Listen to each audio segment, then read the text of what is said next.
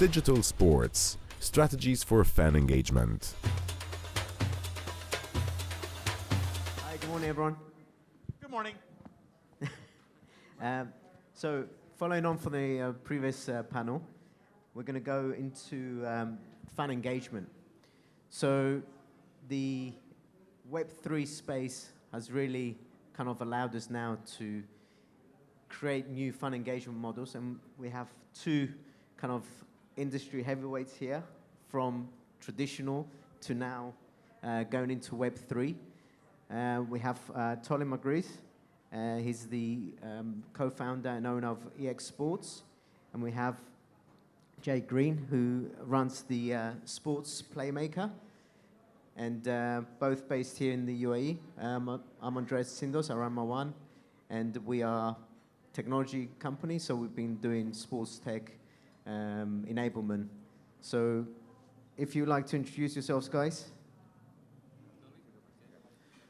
Thank you for having us. Thank you, everyone. My name is Toli Makris. I'm the founder of EX Sports. I've been in the sport industry for the last 20 years. Born and raised in Germany, lived in Thailand for 15 years, working heavily with Muay Thai. Built 3 different television brands for Muay Thai, working with ESPN, Eurosport, Fox Sports, and started going into the tech in 2013 when I built a streaming platform that broadcasted over 800 events and produced over about 5,000 hours of content. And then expanded, went to South America, lived in Brazil for 3-4 years. And then in 2019, we started looking into blockchain. We started looking into blockchain as a solution, how we can build a proper loyalty and rewards program for our existing ecosystem. And I knew I'm on the wrong place in Brazil. I knew that the right place to be is Dubai and the UAE. And in 2020, then I moved here and have been, building EX Sports as a Web3 fan engagement platform. Very good. Hi, everyone. I'm Greene from the Sports Playmaker. It's great to be here. Thanks for the invite. So my background, like Toli, I have 20 years in the world of sports. Worked for some very big agencies in my time, IMG, Sport Radar, Infront, where I helped those agencies to look at technologies for their events and sports that they run. So, IMG was big within tennis and golf, mass participation. We had a tech that would allow them to grow audiences, and my role was to take that technology and integrate that into those sports, but also with a remit and a focus to take that into the wider sports of rights holders, broadcasters, publishers, and brands. So about 5 years ago, I set up the Sports Playmaker, really to continue that journey of taking tech and helping those tech companies with strategies, marketing, new business growth, and raising capital. We are a team of 12 consultants that specialize in different aspects of sport. So we've all worked for some very big companies like Sony, Hawkeye, DAZN, Football Co. And we're now spending a lot more time looking at different technologies, from broadcast, venue solutions, all the way down to sports performance. And now advising a lot of rights holders on that sort of key strategies and marketing to really take on sports and tech and Web3. Thanks very much. So as you see, over 20 years experience in sports, so it'd be interesting to see how they've kind of transitioned into the new kind of revolution of what the technology is allowing us to do right now, of the likes of digital assets, blockchain, NFTs, etc. So I think there's still a long way to go, but I would like to start by you giving us kind of your view of how the traditional Web 2 world has transitioned into the Web 3. So if you could give us some kind of how that transition has taken place and what the ways of, how it happened. For me, what I liked about it, and the reason why we went in, is because we realized that we can build something to reward the fans as well, because this was missing, right? As an event organizer, I knew how I make money. I know how my federations and my sponsors will get their return, right? But we never had a proper platform and a proper tool to reward the fans, you know? So the focus was to really build something that also gives back something to the fan community, right? So the way we built EX Sports is first as a crowdfunding platform for the athletes, right? That can raise money through the platform, through the fan community, and issue their, you know, fan community a digital asset, collectible, NFT, whatever. And then we as the event organizer, you know, that also controls the ecosystem around, we have the opportunity to build something that can then also reward the fan that bought that collectible. So the way our platform works is you can invest in an athlete, right, by buying his collectible. 80% of that money goes to the athlete because it's a crowdfunding tool in the end of the day. And then we, who run the platform and the ecosystem around it, we can now give you special privileges as a fan. We can give you free access to the pay-per-view events that are we broadcasting also on our platform, right? We can then give you a fraction of the future earnings that we pay out for the athlete and redistribute these earnings back to the NFT holders. So you're not only becoming a fan, you're becoming an investor into the future earnings of these athletes, right? So that's how we build it, you know, with EX Sports. And yeah, with this focus was to actually build something that rewards back the fan as well. So you actually implemented something real in that kind of Web 2 to Web 3, which is actually really nice to see. Jay, from your perspective, you know, more from the kind of broadcasting and IP rights, etc., that kind of world, how have you seen the traditional Web 2 to Web 3 transition? Yeah, so I think from our side, you know, we're not building anything like you, Toli. We're advising and we're consulting. So we see it from, you know, representing the tech companies direct and trying to get their value proposition and their positioning rights to take into market, making sure that the business models are aligned for what sports will want to see. But in terms of the rights holder, you know, there is, you know, no question that we're moving into that Web3 world. But, you know, traditional rights of, you know, a rights holder looking at broadcasting sponsorship rights, sort of giving those away, you know, it's now becoming, you know, sort of the ticketing and the merchandise aspect of that. You know, they were all the fundamental revenue streams for a rights holder. Now, you know, the opportunity with Web3 is expanding into, you know, lots of different types of technologies that will allow them to engage with younger audiences and build out loyalty schemes and rewards for those that actively participate. But, you know, we will see, you know, going from a passive viewership as a fan straight through to actually fans owning stakes within football clubs or sports organizations as well. So yeah, exactly. I mean, there are some good use cases of this already. So I think Man United in the UK football club did this quite well, and I think they have over 100,000 kind of fans now on their kind of marketplace, NFT marketplace. So they allowed the NFTs to be customized by the fans. So it's a very engaged community. It's not very large, but it's very engaged. So you're bringing kind of the traditional fan just going to the stadium every Saturday to watch their team to now really be involved in the digital presence, even for some voting, meet and greets and stuff like that. So that kind of brings us into kind of some good examples.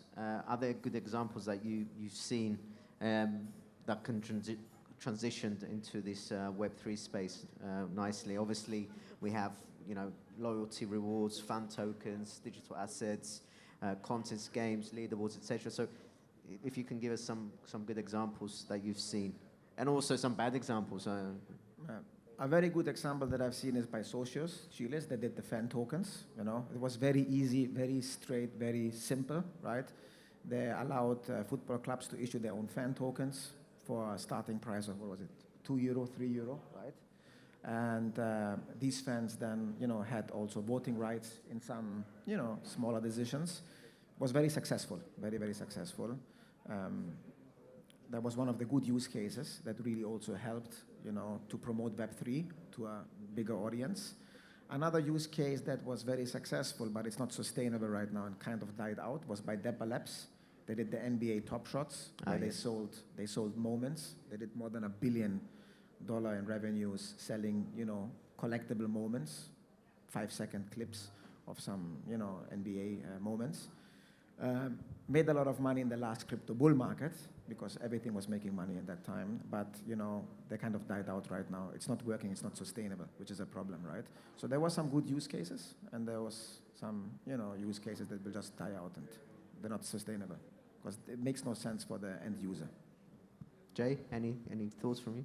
Yeah, so going back onto the point of engaging younger audiences. So there was an example last month of Bundesliga, so the German football league, having a partnership with Roblox.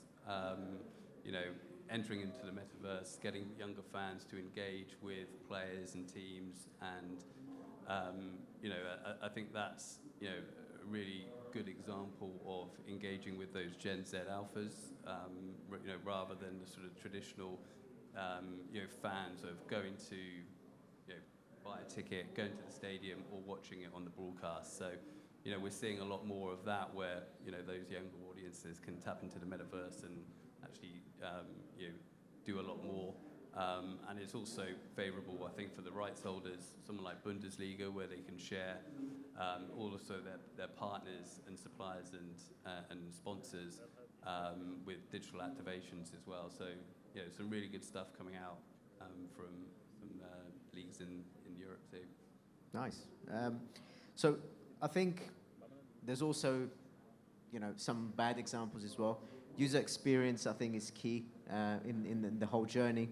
So it doesn't matter how good your brands are, how good your content is, but if you have a bad user experience, you're not going to get that fun engagement. So, a couple of examples that I'm aware of is one was in Formula One. So you've got Kraken did a deal with, I think, Mercedes, and I think the other one was the other Formula One with McLaren, with I think OKX did it. So they didn't work because of the experience. The fan had to go on the marketplace, and then they had to go and download the wallets, and they had to. So it was very clunky. So, you had really good brands, really strong marketing, but ultimately the uptake wasn't very good. So user experience is key, and I know from EX Sports, because I downloaded it, the app, and you seamlessly have the wallet integrated in there, so I don't even have to go and mess around with any wallets. I can create a wallet if I need to buy an NFT seamlessly into the experience. So for me,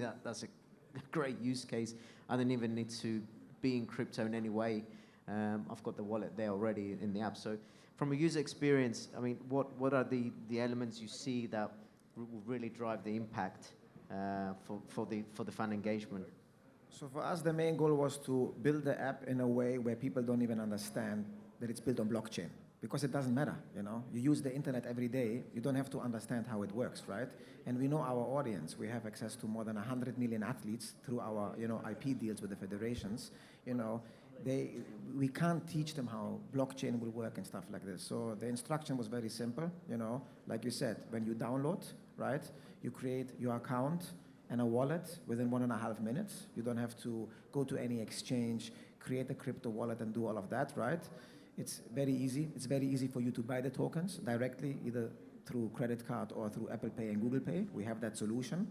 So when you're in, within 2 minutes, you're already able to have your own wallet, bought your tokens, and then go to the marketplace and spend it by either investing in athletes, playing games, watching streams and stuff like that, right? So for anyone who's using our app, they don't even understand that it's, blockchain based, and only when they want to cash out their reward, then they have to, activate the wallet, move tokens to another wallet out in order to sell the tokens on the exchanges, right? This is where it becomes a bit more complicated, and they need to be a bit more aware of how crypto works. But the way we build the product and the way we want to maintain it is that it doesn't matter if it's built on blockchain or not, people will not feel it. Thank you. Jay, from your perspective, and when you're talking to kind of your clients, if you like, in your tech companies, sports companies, what's kind of, how do you recommend them to go into? No, less from a user perspective from our side, but more of a sort of strategic positioning for tech companies when they're trying to get into rights holders, because rights holders are bombarded by lots of different tech companies in the marketplace.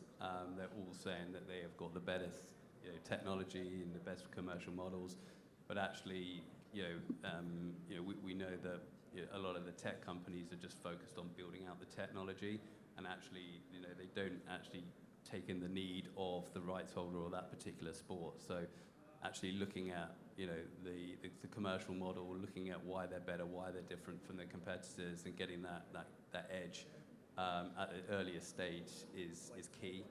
And we all know with rights holders, they're risk adverse, so they're not going to just jump into bed and go, right, let's go and pay you a licensing fee for that new technology that's out in market.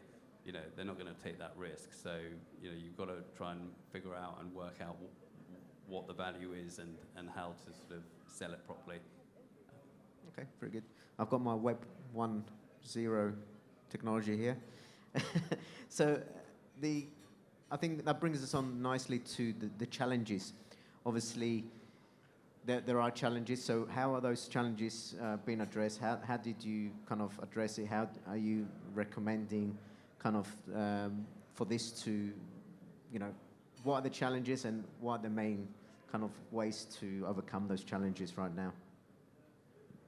For us, one of the first challenges was the tech. So first when we built it, it was on Ethereum, then it's too expensive with the gas fees, it's not scalable, then you move to another one. We went to BNB chain because we moved some of our IP over to the Binance NFT marketplace and did a strategic partnership with them. Then, when you look at the market today, Solana is hot, right? So everybody's telling you why you're not going on Solana. So it's that never-ending, headache of, adjusting your tech, right? Which is a waste of time, energy, and money as well, right? But it's one of the challenges in crypto in general. Then on another challenge that we had also is we got into the space in 2020, right? We did the use case with the International Federation of Jiu-Jitsu in Abu Dhabi and presented this use case in the Sport Accord Convention to 130, different federations. And back then in 2020, nobody knew, right, what NFTs are, collectibles. They didn't understand. Maybe only 2-3 people in that time knew what Bitcoin is, right? And then one of the challenges we faced 2 years after, when there was a bull market, suddenly all of these IP partners, federations, brands, leagues, that didn't even understand, what this whole thing is, suddenly thought that they're sitting on $1 billion worth of IP, right? So in 2022, in the last bull market, IP became very expensive, right? Because everybody thought, okay, they're sitting on $1 billion worth of IP, right? Then the market crashed, which was good again for us because they realized that, they need us more than we need them to create the solution so they can tap into new revenue streams, right? So that's some of the challenges I faced. Yeah. Jay? Yeah, so the tech companies, I think, well, for rights holders, challenges for them is that, like I said, they're bombarded with tech companies coming to them. They're normally, risk adverse. They are, it's just challenging for them to take on new technologies. So, I think with things like crypto, they're not geared up for it. They don't understand it. The fans don't quite understand it. There's possible scalability issues there as well.